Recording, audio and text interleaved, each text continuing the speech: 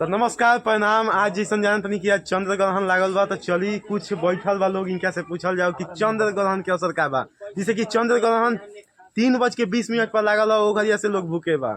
देख सकत नहीं सुतल बा लोग भूख के मारे टटाता लोग। भाई कुछ कहल चाहता रह ना कहीं अनका कि भाई इनका भूख इतना लागल बा कि का कहल जाओ। का कहीं कहबा कुछ भूख लागल बा तारा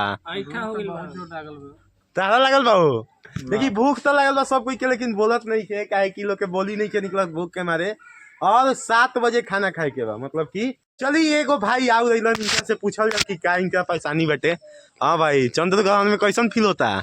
का करी यहाँ हमरा भूख तो बड़ी जोर लागल बा, खाए के मन नहीं करत। देख सकत नहीं, मतलब कि 7 बजे केहू कुछ नहीं खाई, कस के भूख लागल बा। लेकिन सब लड़का के सब में देख सकत नहीं लड़का भगवान स्वरूप होलन सन, सब खाता हन, भाग गल लुका गल लड़का। चलिए बैठते बैठते अभी चाचो अलन, तो चाचा से रिएक्शन जानल कि चंद्र ग्रहण के इनका ऊपर का बीतत है।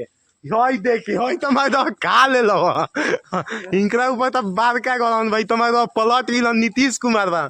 चाचा रौदा का कह चंद्र ग्रहण के ऊपर? अरे चंद्र ग्रहण इतना बड़का बा यार कि खाना सुबह खैले खैले बहुत परेशान बानी चंद्र ग्रहण से। हम देख सकत नहीं कि चौचो टटाइल बा भूख से, मतलब कि इनको भूख लागल बा लेकिन खात नहीं खान। लेकिन देखी हई जौन बा नु अपन अपन पकौड़ी भाज लेलन, मतलब कि का कहल इनका भूख बर्दाश्त नहीं के। तो चली चंद्र तो भाई देख सकत नहीं अभी 6:27 हो गल बाटे और ग्रहण जौन बाटे खत्म होखे वाला बा। देख सकत नहीं भाकुर लेखा मुंह बना के दूगो लइका भूख के मारे तल पता अभी टाइम देखावा भाई टाइम टाइम देख सकत नहीं 6:27 देख सकत नहीं 6:27 हो गल बाटे। और भारत में जौन बाटे चंद्र ग्रहण के असर दिखाई देवे लागल बा।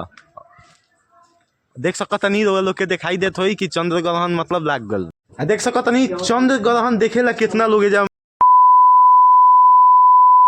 देख सकत नहीं रिएक्शन जो दलक है, मतलब कि कुछ खतरनाक दलक है चलते काहे कि भूख के मारे लोग पागल हो गए बाटे। इतना भूख लागल बा कि का कहल जाओ।